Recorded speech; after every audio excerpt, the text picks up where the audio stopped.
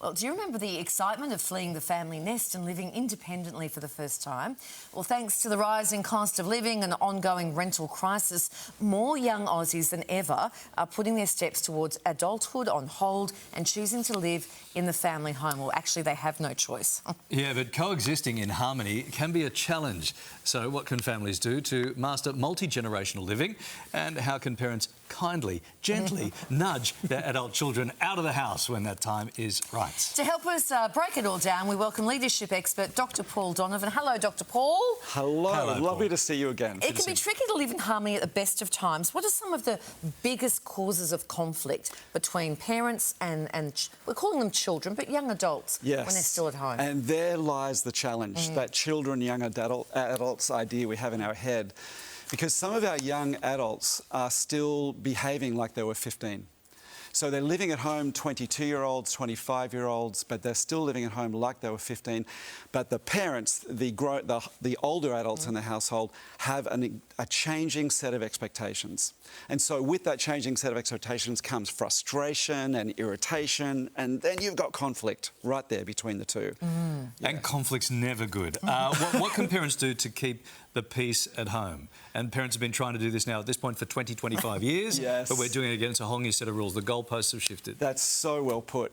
Yeah, the goalposts have shifted because it's no longer our responsibility to try and make this person happy or even to make it a harmonious scenario at home. It is our goal to change the way we operate and live together. We need new agreements, we need new conversations, we need a different relationship. We're going to have to talk about what's the basis for your living here. What agreements do you have? And so, the first thing you'll do is define the issues that you do have. So you'd list them together. So, for instance, how do you contribute to the house cleanliness? You know, how do you contribute to finances? How do you contribute to cooking? Whatever it is. And you have a conversation about that. Ultimately, you'll need to finalise agreements around what their responsibilities are in each of those cases, so that you can have agreement on them. But you're saying it's got to be a conversation because that's what we want as parents. What are your expectations? But they've also got expectations because these are young adults themselves. So they then come back and say, well, Mum, OK, I'll do this, but this is what I expect too. Yeah. So and that's a really, it's beautifully put. And unless we go... I don't adhere to that. But I hear that should be a two-way conversation. Yeah. Well, you've heard from reasonable people that that's what should happen. Yeah. In the best case scenario, you'd have a conversation as you would with any other adult solving a problem. Correct. You'd say, here are my needs. What are your needs? And then how can we progress holding both those needs in mind? So you say house rules are essential. Yes. Give us some tips on how we get grown-up children to respect this agreement. OK. So in the first instance, it matters how you make the agreement. And so we need to... This is not something you impose. It's not something you just, as you're walking out of the kitchen, decide to say, oh, by the way, you're cleaning up the kitchen every night now or 3 nights a week and walk out. It actually needs a dedicated conversation. So how you start them and how you make these decisions really matters. Wow. And so they need to find voice in that process. But once you've found the agreements, then you'll need to find the Iron Maiden inside, Kylie, to be able to hold yourself and hold them accountable to whatever consequences may be if they don't honour the agreements, because this is now adults.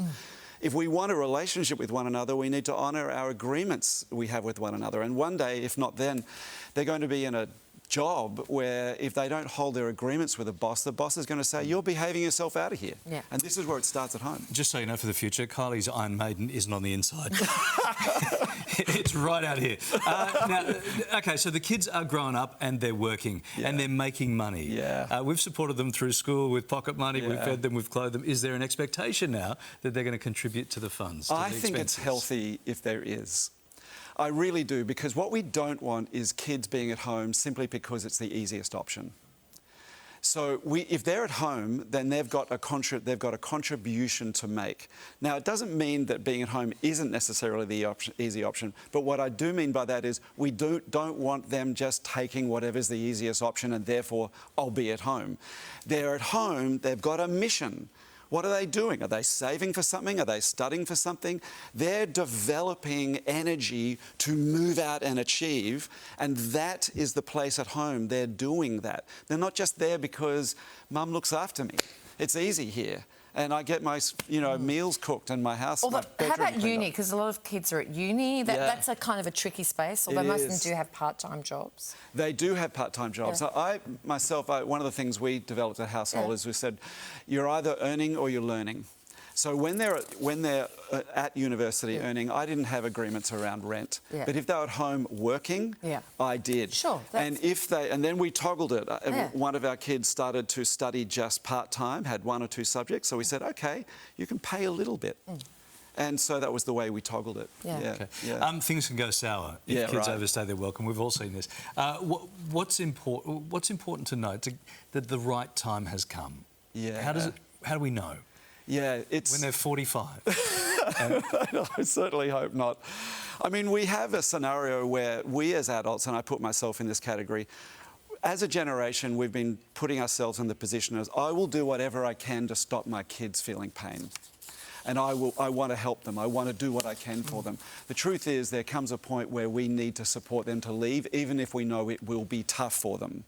And we don't want them at home just because they can sort of trance out, take it easy. So when you think they're there and avoiding life, it's time for them to go out and face life, and that's the time to nudge. That's the time to hold on to your agreements and say, listen, you're behaving yourself out of here now. OK, we've got a tips page for having that conversation, because it can be a difficult one. As you say, you're using the word nudge a lot. So, nudge. Yeah. OK, so here's time to move out. Here's some tips. Yeah, make a transition plan. So once that's agreed, and by the way, I understand that your young adult may not agree with you about this, but ultimately you are the caller here. Even though you're both adults, you're the owner and parent in that home, so you do have to own up to having authority to make that decision. You make a transition plan, you're calm, you love them to pieces, but you are so clear about what's happening. You set timings, you hold your course over that, because the transition is, you don't want it to be messy, you want it to be crystal clear about who's doing what and when. And then hope they don't know about squatting rights. Dr. Paul, thank you so much. It's a pleasure to be here. It's been great to see you.